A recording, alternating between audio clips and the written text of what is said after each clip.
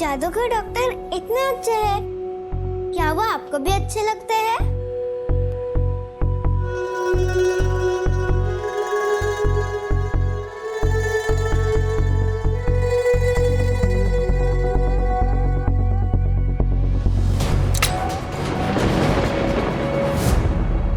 जी बताओ ना।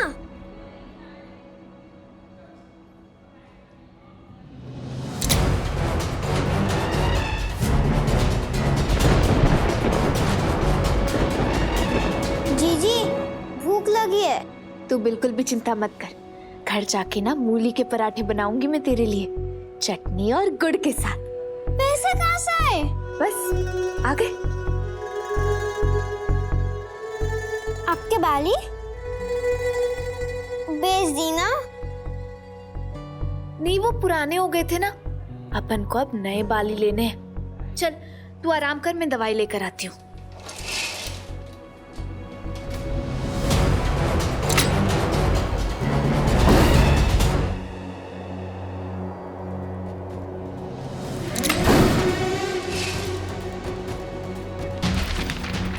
अरे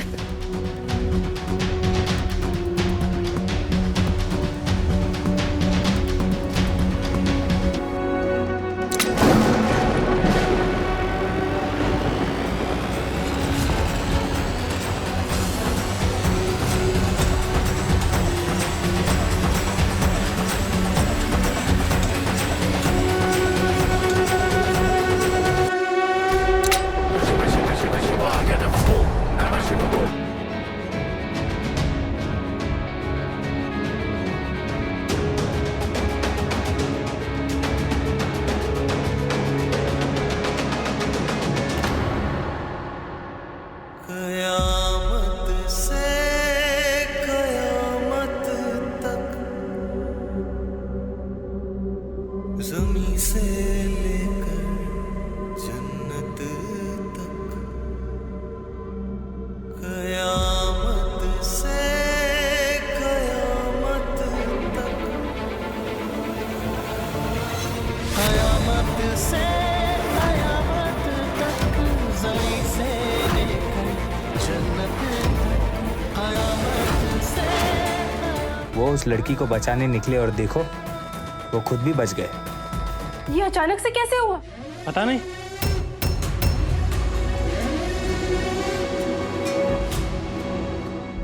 तुम ठीक तो? हाँ, अभी आप उसी लिफ्ट में। हाँ, मैं आप ठीक हो? आप वो लिफ्ट के अंदर थे, पता है? वो क्या? सुन सुन सुन सुन, कुछ नहीं हुआ मुझे, मैं ठीक हूँ। मैं लिफ्ट के अंदर नहीं, लिफ्ट के बाहर हूँ, ठीक तेरे सामने हूँ, देख कुछ नहीं हुआ मुझे, है ना? सुन, तू माँ को कुछ नहीं बताएगा, चाहे कुछ भी हो जाए।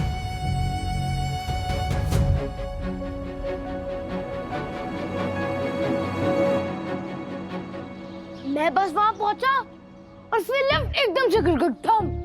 मैं वहां बहुत डर गया था। क्या? राज को चोट तो नहीं लगी ना? कुछ हुआ तो नहीं उसे? रुक, मैं उसको फोन करती हूँ। अरे माँ घबराओ मत, राज भी तो लिफ्ट में थे ही नहीं। अच्छा, वो तो जाने ही वाले थे, पर वो लड़की के पास चले गए। लड़की? वही मोड़ी जो अपने साथ तूफान लाई है। रति, अपन दोनों अस्पताल गए थे, ये बात माई को नहीं पता चलनी चाहिए। हाँ, खा कसम। Pinky promise. चल, तुझे अब मैं मूली के पराठे खिलाऊंगी। बोला था ना, चटनी और गुड़ के साथ। आ गई दोनों बहनें, कब से सब इंतजार कर रहे हैं। देख, हेलो, पाए लागू भाभी जी।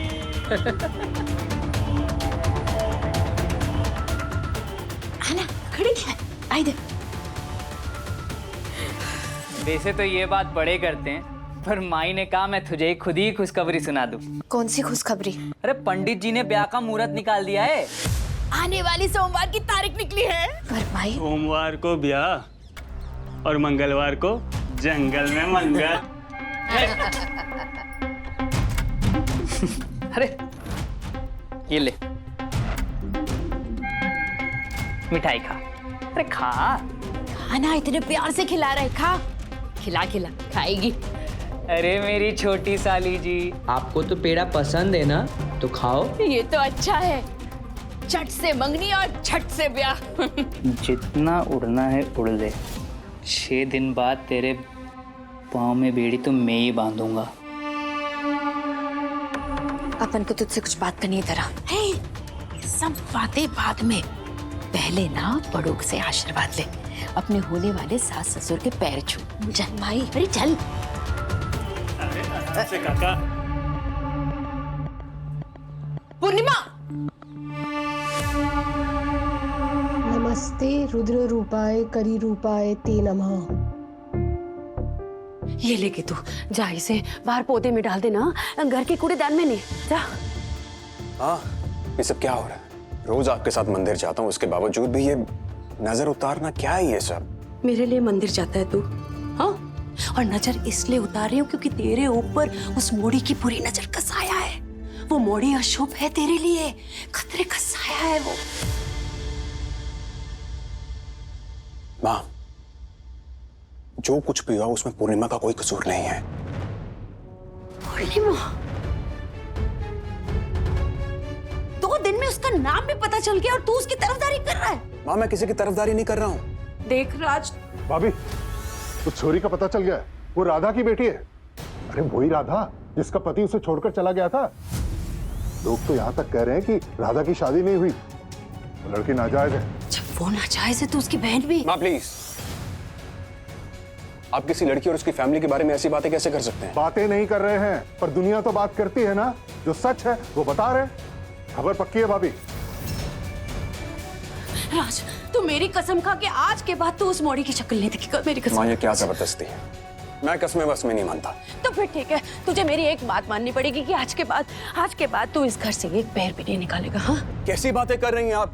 कभी कहती है कि मेरी ग्रह दशा खराब है, कभी आप पूर्णिमा को दोषी ठहराती है। एक बार डिसाइड कर लीजिए कि प्रॉब्लम क्या है प्लीज। राज, बस कब से ऐसे बहस करने लगा बेटा तू? तेरी माँ तेरे लिए दिन रात व्रत रखती है, मंत्र जाप करती है, जो कह रही है मान ले बेटा। अगर इससे मेरे काम पे फर्क पड़ रहा है पापा, कैसे मालूम है ये बात? राज, काम तो तू तब करेगा ना जब तुझ पे कोई बुरा असर नहीं होगा, लेकिन उस मोड़ी का तेरी जिंदगी पे बुरा असर है। जब भी वो मोड़ी तेरे साथ होती है ना, कोई ना कोई मुसीबत जरूर होती है। माँ प्लीज, हाथ जोड़ता हूँ आपके आगे। राज, मेरे साथ जो कुछ भी हुआ ना, उसका दोष प्लीज पूर्णिमा को मत दीजिए। पहली बार तूने अपनी माँ की बात डाली है और इतनी ऊंची आवाज की। माँ, I'm sorry। राज कोई छोटा बच्चा नहीं है बड़ी बहू, जिसे पहरेदारी की जरूरत हो।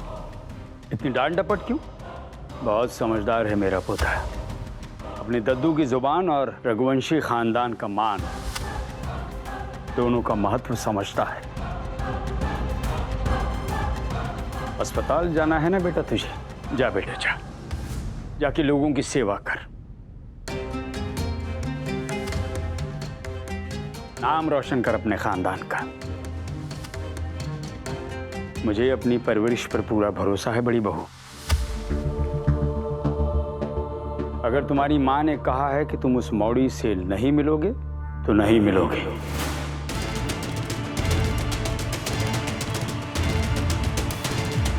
है ना राज? अरे ये ले माई, अरे ये भी ले। आराम से साड़ी पसंद कर। तेरी बेटी का ब्याह जो है, पैसे की चिंता मत कर माई। एक बनारसी साड़ी लूंगी और वो भी जरी गोटे वाली। माई, तू आराम से साड़ी पसंद कर, मैं जरा अपनी होने वाली जोरों के साथ शॉपिंग करके आता हूँ। जा। चल, सामने वाली दुकान में चलते हैं। अरे जल्दी शॉपिंग खत्म करो अपनी, इसके बाद तुम्हें घर ड्रॉप करके हॉस्पिटल जाना है मुझे। जल्दी।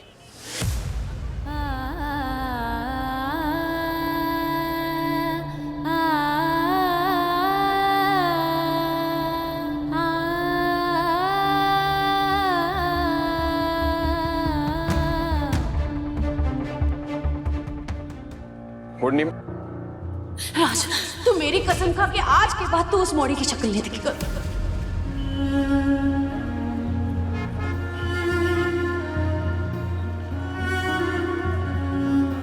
हम लोग शक्ल से अमीर दिखते हैं ना, इसलिए आगे दुकानदार डबल रेट बता रहे हैं हमें। व्यू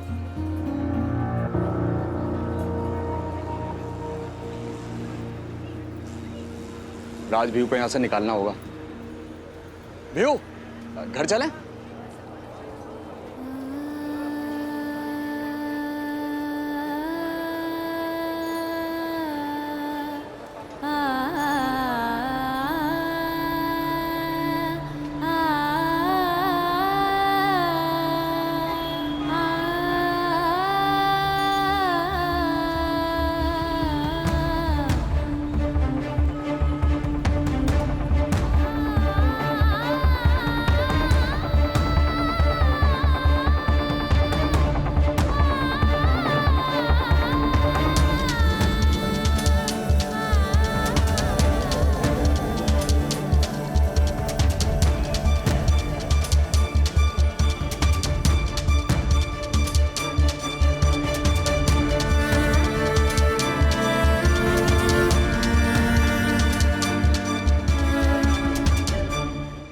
राज की उम्र ही ऐसी है। इस उम्र में बच्चों पर जितना दबाव डालेंगे वो उतना ही विरोध करेंगे। इन्हें संयम से संभालना पड़ता है बड़ी बहू। जी बाबूजी। माँ बाप और बच्चों में मनमुटाव तो होता रहता है, पर एक बात निश्चित, राज अपनी दद्दू की बात का कभी विरोध नहीं करेगा। आपको तो खून आ रहा है? मैं बैंडेड लेकर मैं ठीक हूँ, कुछ नहीं हुआ। चलो।